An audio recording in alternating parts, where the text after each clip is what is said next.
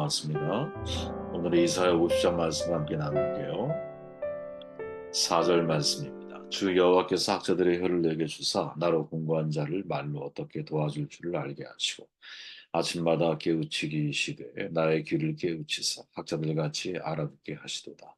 학자의 혀와 귀를 훈련하라라는 제목으로 말씀을 나누도록 합니다. 이사야서 50장 세 번째 고난받는 종의 노래를 소개하죠. 메시아는 배우는 자, 학자가 되어서 하나님의 음성을 듣고 배우고 그것을 가지고 위로하시는 분이다라고 말을 하는 거예요. 이게 지금 우리를 향한 메시지가 아니라 사실은 고난받는 종 메시아에 대한 메시지죠. 어, 우리가 이것을 잘 이해해야 한다고 봐요. 때로 이제 설교자들이 그냥 다이렉트로다가 적용하는 경우들이 있잖아요. 그렇게 적용하지 말고 이 메시지가 정확하게 누구를 향한 건지를 정돈하고 우리가 그분을 따르는 입장에서 어떻게 이 말씀을 적용할까 이렇게 이해하는 것이 옳은 순서라고 생각을 합니다.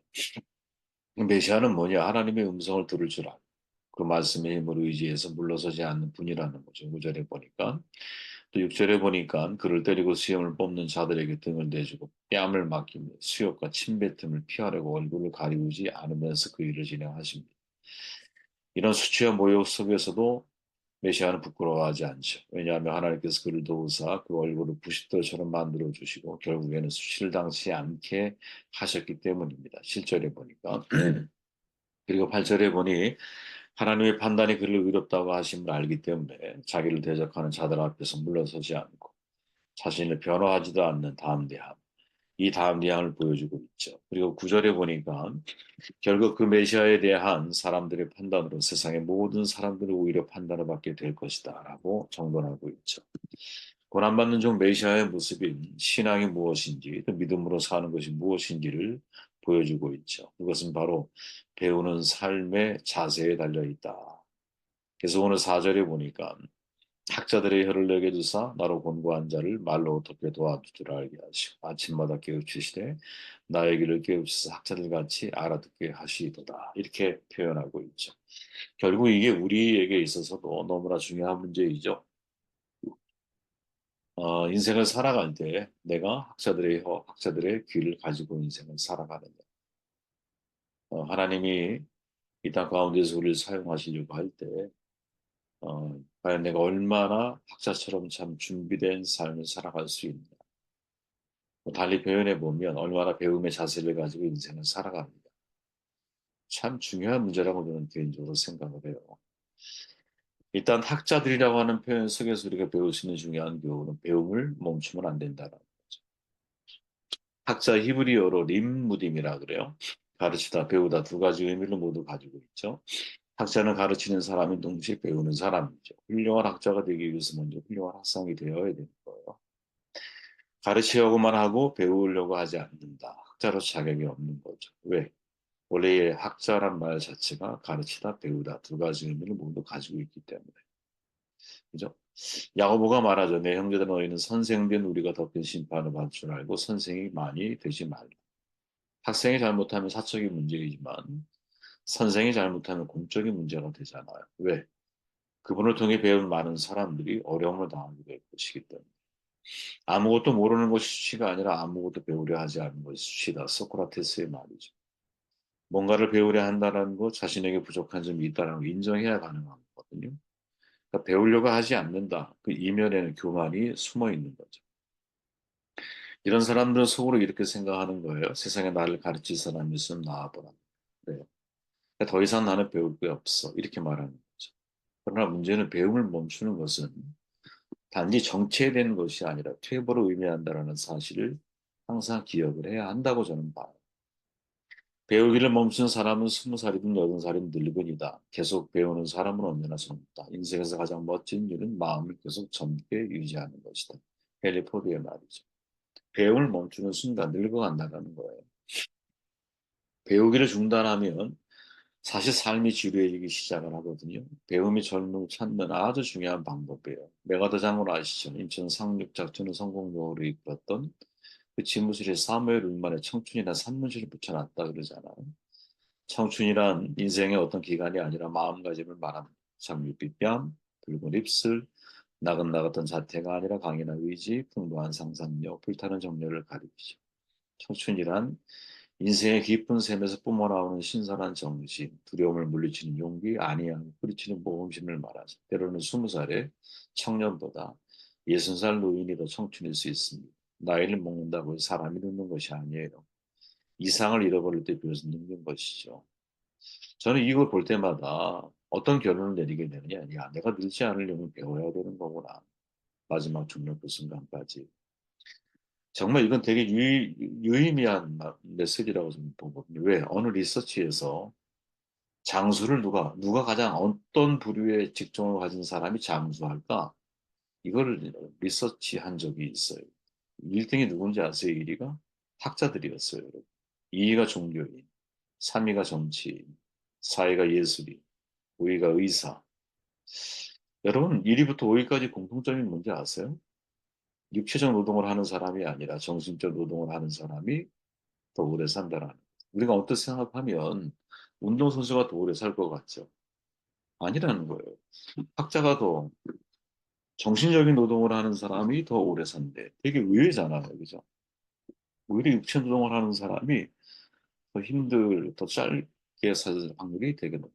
이유가 뭘까? 이유가 뭘까? 가장 근사치의 답이 뭐냐? 뇌가 늙지 않는다라. 뇌가. 모든 육체를 움직이는 사령탑이잖아, 뇌가. 그러니까 내가 아무리 몸이 건강한 육체를 가지고 있다 해도 내 뇌가 늙어가면 우리의 몸은 늙어가는 거죠. 이거 굉장히 우리가 유의미하게 생각해 봐야 할 말이에요. 죽는 순간까지 책을 놓으면 안 되는 거죠. 생각을 멈추면 안 되는 거죠. 그죠? 그러니까 인간이 배움을 게을리하게 되면 그 두뇌 훈련을 멈추게 된다면 건강하게 장수할 수가 없는 운동하지 말라는 얘기가 아니라 아주 건강하게 운동을 해야죠. 내가 할 수 있는 한. 그죠? 할 수 있는 한 내가 나의 건강, 내가 어떤 정도의 이제 몸이면 내가 제일 건강할지 우리 자신이 알잖아요. 그 정도를 항상 유지하려고 노력을 해야 되죠. 그죠? 근데 결국은 그게 끝이 되면 안 되고 그 이상의 그 무엇, 내가 배움을 멈추면 안 된다. 100세가 넘은 가까운 석학이 자신의 건강 비결을 말했잖아요. 매일 5시에 일어나서 일다국을 독하고 마십니다. 그리고 방송을 듣고 2시간 정도 외우고 합니다. 공부 틈틈이 2, 30분 정도 관절 부위를 진동하는 회전 운동을 하고 규칙적으로 산책도 하고 독서합니다. 그 배움을 멈추지 않는다는 거. 야, 이건 되게 중요한 거구나. 인생을 살아가는 데 있어서. 이건 우리에게도 그대로 적용될 수 있다고 보거든요. 학자의 혀와 귀를 갖기 전에 학자의 자세를 가져야 되는 거다. 그죠? 그 다음에 뭐냐? 학자의 혀를 내게 주사. 이렇게 말하죠. 학자의 혀. 야고보가 말하기를 우리가 다 실수가 많으니 만일 말에 실수가 없는 자라면 온전한 사람이다. 야, 혀의 중요성은 여러분 솔로몬이 얼마나 자문해서 강조를 해요.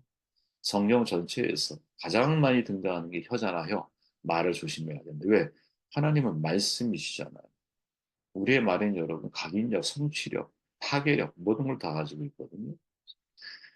이 말로 사람을 죽일 수도 있고 살릴 수도 있는 거거든요. 데스데이라고 하는 작가가 새 황금문이라고 하는 글을 통해서 세 개의 문을 통과해야 한다고 이야기를 우리 말을 할 때. 첫째 문이 뭐냐? 이게 참말이냐? 항상 질문을 하라. 이게 참말이냐? 진실이냐? 왜냐하면 사람은 의도적으로 여러분 자기의 이익을 위해서 거짓말을 할 수 있거든요. 화이트 라이라는 말도 있잖아요. 되도록이면 어떻게 화이트 라이까지도 안 하려고 노력을 해야 되는 거죠. 두 번째 문, 이게 꼭 필요한 말이냐. 세 번째 문, 이게 친절한 말이냐. 이걸 항상 염두를 해야 한다는 거죠. 그러니까 진실된 말을 하되 꼭 필요할 때 하고 그 말을 전할 때는 친절하게 말을 해야 이 말이 사람들에게 유익이 되는 거예요. 그런데 여러분, 이 과정을 거치지 않으면 사실 우리의 말이 오히려 사람들에게 독이 될 수 있거든요. 아무리 학자의 어떤 배움의 자세와 또 배움의 지식을 내가 가지고 있다고 생각해 보세요. 그 학자의 지식이 참말이 아니고, 이제 필요한 말이 아니고, 친절한 말이 안 된다면, 그러면 오히려 상대에게 불편함을 줄 수 있다라는 것이죠. 말을 잘하려면 감정의 배설을 잘해야 한다. 몰린 카네지 신학교 학장, 로즈 클리포드라고 하는 분이 계어요. 호주의 기독교 변증학자 중 한 명이에요. 호주의 변증학자가 별로 없거든요. 이 희소한 사람, 희소한 분야이죠. 호주에. 신학을 하기 전에 변호사였어. 그죠? 법은 증인과 증거를 기반해서 논증을 하는 학문인데 신학에는 이런 것이 약하다는 사실을 알게 되면서 기독교 변증학 여기에 대한 공부를 하게 됩니다. 여기에 대한 공부. 세계관이 다른 사람끼리 이야기를 나누면 자칫 감정으로 시달게 되잖아요. 그래서 변증학자로서 이 사람이 가장 강조하는 구절 가운데 하나가 뭐냐? 베드로전서 3장 15절이에요. 너희 마음에 그리스도를 주로 삼아 거룩하게 하고 너희 속에 있는 소망에 관한 이유를 묻는 자에게 대답할 것을 항상 준비해야 돼. 온유와 두려움으로. 그러니까 나에게 이유를 묻고 기독교에 대해서 알고 소망에 대해서 알려고 하는 사람이 있을 때 대답할 것이 항상 있어야 되는데 중요한 건 뭐? 온유함과 두려움으로 그 일을 하라는 거죠. 예수의 말씀 속에 나는 마음이 온유하고 겸손하니 나의 멍에를 메고 내게 배우라. 배움이라는 말을 하잖아요. 배움. 예수님은 여러분 이 배움을 어떻게 연결짓느냐? 온유와 겸손과 배움을 한 문장 안에 배열을 시키신다. 이게 서로 연관성이 있다. 온유하고 겸손한 사람이 배우는 배움을 통해 배움은 온유함을 통해 전달돼야 돼. 학자의 혀를 가지고 계신 예수님은 자신을 온유한 마음으로 가르치는 분으로 소개하고 있죠. 온유의 중요성. 그죠? 그러니까 우리가 아무리 많은 지식, 아무리 많은 기독교적인 변증을 가지고 있다 해도 학자의 혀, 이 혀가 여러분, 예수님의 혀, 온유함과 겸손으로 이제 배우려고 하는 사람에게 배움의 내용을 전달하시는 이 모습이 우리에게 있어서 굉장히 중요한 훈련 가운데 하나라는 거죠. 그죠? 내게 주신 말씀을 사람들에게 전달할 때 그 속에 무엇, 온유함이 내가 있느냐. 그래서 바울이 말하는 거예요. 주의 종은 다투지 아니하고 모든 사람이 온유함에 가르치기를 잘하며 가르침 앞에 뭐가 나와요? 온유가 나오는 거죠. 온유함으로 훈계할지니 훈계 앞에 뭐가 나와요? 온유함이 나오는 거죠. 온유함. 그래야 그들에게 회개함을 주사 진리를 알게 하실까 하며 참 이게 우리가 되게 중요하게 다뤄야 하는 문제예요. 우리가 가르침이 상대에게 전달될 때 학자들이 이제 상대를 불편하게 만드는 분들이 계시죠. 자기의 지식을 자랑하려고 하고 혹은 자신만이 옳다고 주장하고 부분적인 진리를 전체적인 진리인 것처럼 말하고 상대를 무시하고 말을 하고 이런 경우에 여러분 그 그 사람은 학자의 혀가 아닌 거죠. 성경이 말하고 있는 학자의 혀. 예수님이 우리에게 보여주던 학자의 혀. 우리가 본받아야 할 학자의 혀는 아, 바로 이 내용이 중심을 이루어야 되는 것이 아니겠는가. 학자들 같이 알아듣게 하시도다. 학자의 귀가 있어야 된다. 학자의 귀. 저는 이 학자의 귀가 뭘까? 내게 하시는 말씀. 내게 주신 말씀을 들을 수 있는 귀가 우리 가운데 있어야 된다. 라는 거죠. 저는 어, 또 컴퓨터가 문제가 생겼는데요. 그냥 제가 정돈할게요. 학자의 귀는 여러분 세상에는 많은 음성들이 있잖아. 그러나 정말 중요한 건 뭐냐면 우리가 세상 학문을 하는 학자가 아니고 하나님의 종으로서 학자의 삶을 살아야 되거든요. 그죠? 하나님의 종으로서. 그죠? 하나님 말씀에 관련돼서. 그렇게 반드시 학자의 혀, 내가 가르칠 혀를 갖기 위해서는 학자의 귀가 있어야 되는데, 이때 학자의 귀가 뭘까? 그건 하나님이 내게 주신 말씀을 듣는 거죠. 하나님이 내게 주신 말씀. 하나님이 내게 주신 말씀을 듣지 못하고, 우리가 무엇인가를 사람들에게 전달하려고 할 때는, 그거는 내 말이 될 확률이 대단히 높습니다. 그죠? 여러분, 제가 공부하면서 이제 저의 아직 지도 교수님은 아니지만 공부할 기회를 주신 하나님 정말 제가 너무 감사하고 귀하죠. 저에게 있어서는. 또 이게 개인적인 입장을 넘어서서 이 하나님의 그 뜻이 있다 이런 어, 제가 생각을 가지고 배움을 지금 어쨌든 최선을 다하려고 노력을 하고 있는데 그 교수님이 저한테 항상 하는 말 가운데 수업을 딱 들어서 그러시는 거예요. 지금 당시 이제 학생들에게 이제 어, 이 공부를 하는 당신의 마음 자세가 어떠냐? 어떤 마음을 가지고 이 공부에 임하고 있느냐? 이런 질문을 던지셨어요. 대부분은 뭐 선교사님들이니까 이제 선교에 도움이 되는 뭐 선교, 뭐 앞으로 어, 가르치기 위해서 자기 선교지에서 신학을 가르치고 말씀을 가르치기 위해서 이런 것들이 필요하다. 뭐 이런 얘기는 다 나눴어요.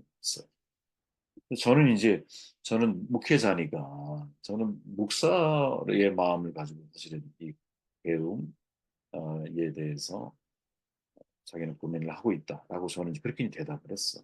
그랬더니 그 교수님이 하시는 말이 그러는 거예요.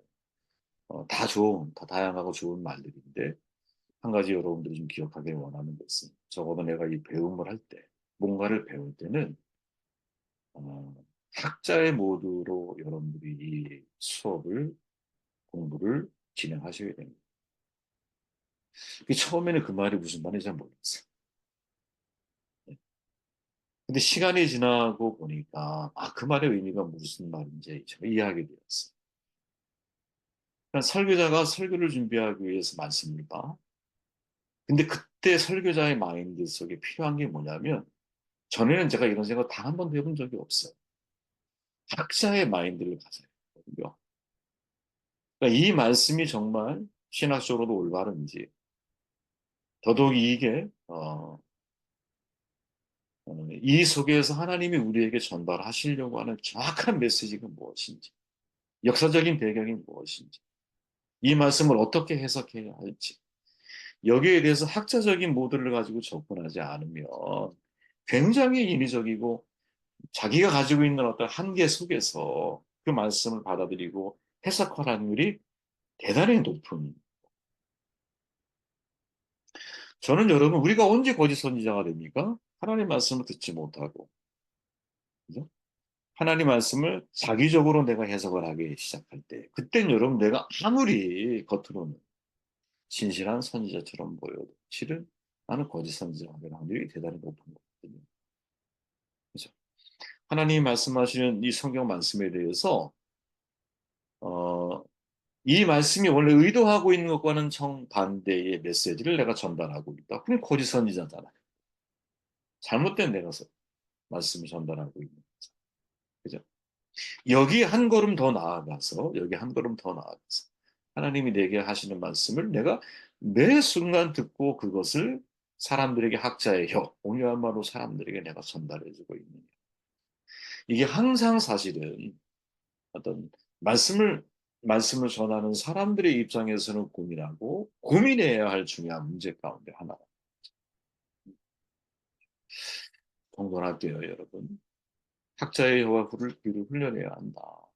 이 배움이라고 하는 건 멈추면 안 되는 거구나. 가르치고 배운다. 이게 학자의 의미 속에 담겨 있는 뜻이기 때문에 진짜 우리가 학자의 혀와 귀를 받기 위해서는 하나님이 내게 들려주시는 말씀에 대한 귀가 열려 있어야 돼. 그게 훈련되어져야 돼. 또 그 말씀을 사람들에게 전하는 과정에서 학자의 혀가 준비되어졌을 때 그때 우리의 배움이 누군가에게 유익이 되는 것이죠. 우리의 배움. 유익이 되는 그 사람들을 통해서 또 다른 유익이 다른 사람들에게 확장되어져 갈 수 있는 것이 아닌가 생각을 하게 되었습니다.